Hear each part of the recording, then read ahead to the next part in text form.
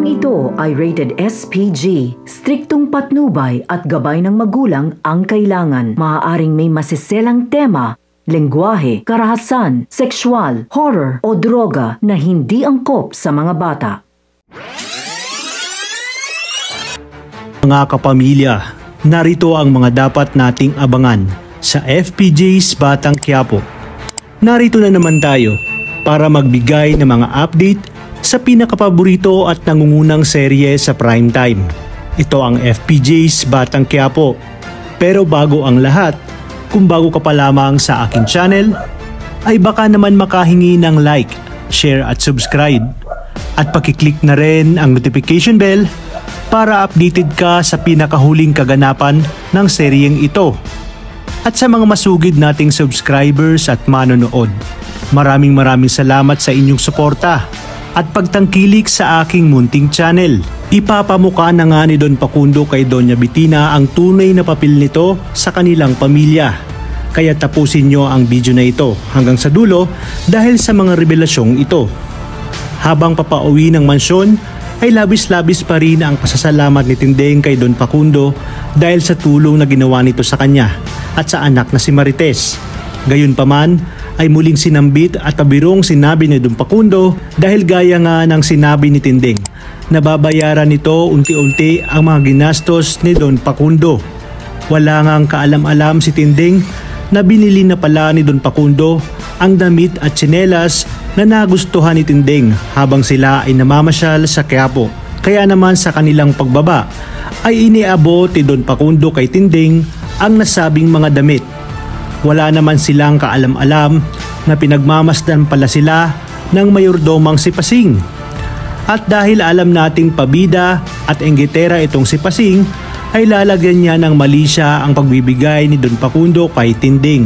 Galit na galit nga itong si Doña Bettina dahil sa mga isinumbong ni Pasing, lalong-lalo na mainit talaga ang lugo nito kay Tindeng.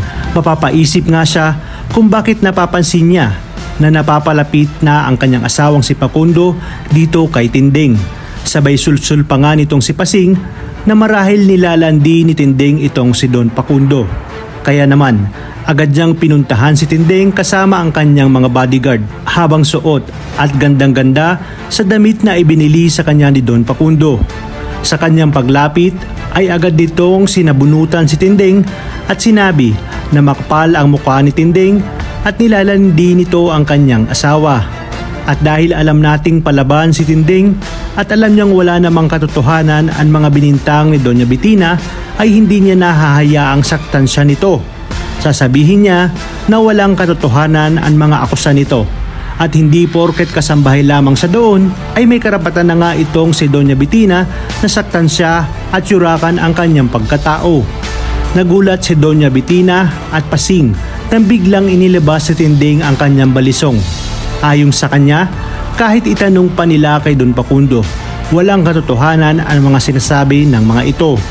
Maya-maya pa ay lumabas na nga si Don Facundo at inawat sila agad. Nagsalita si Doña Bettina na alam niyang kakampihan na naman ito si Tindeng at alam niyang may relasyon na sila. Kaya naman, galit na galit si Don Facundo at muling nagkaungkatan ng nakaraan. At dito mabubunyag na ang katotohanan na hindi naman talaga nagkaanak si Don Facundo kay Bettina at ang kanilang anak na ama ni na Pablo at Catherine ay ampun lamang.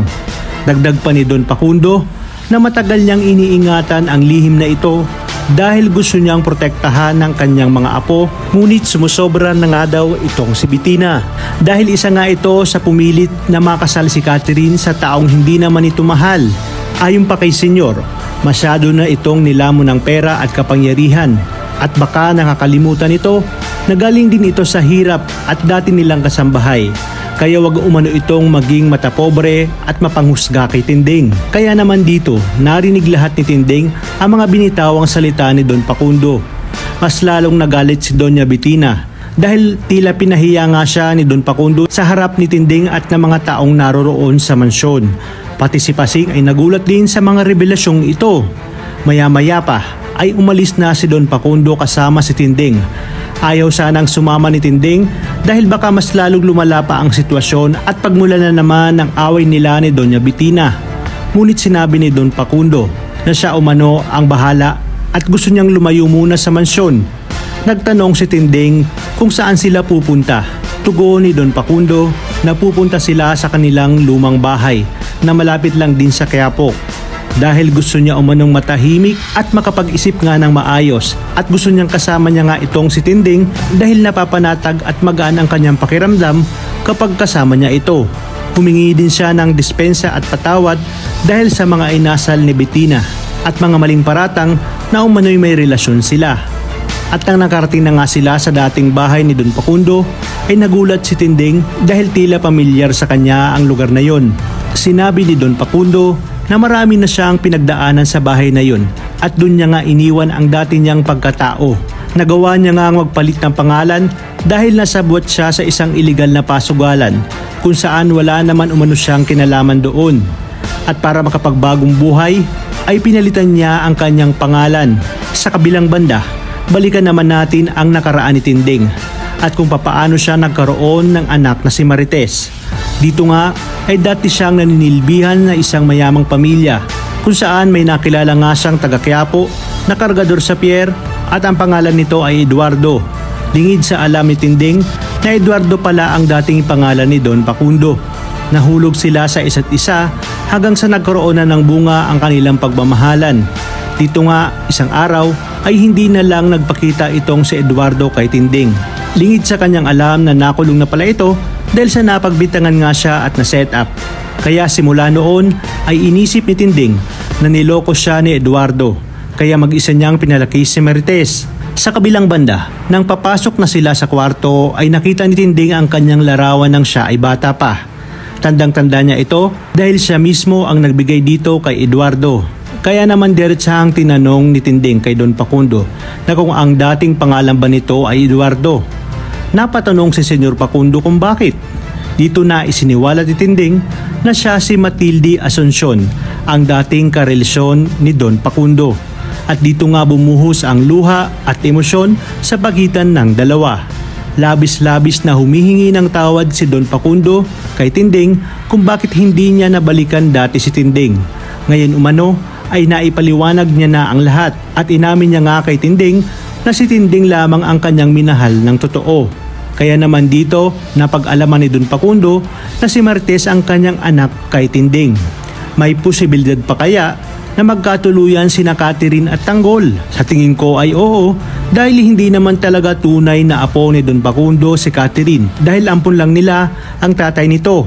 Sa kadahilanang hindi nga sila magkaanak ni Tinding. Kung ating titingnan ay nagkamali din si David dahil pag nagkataon at nabunyag ang lahat ay hindi naman pala isang kabalyero si Catherine at wala siyang mahihita kahit na piso kahit nga kasal sila nito.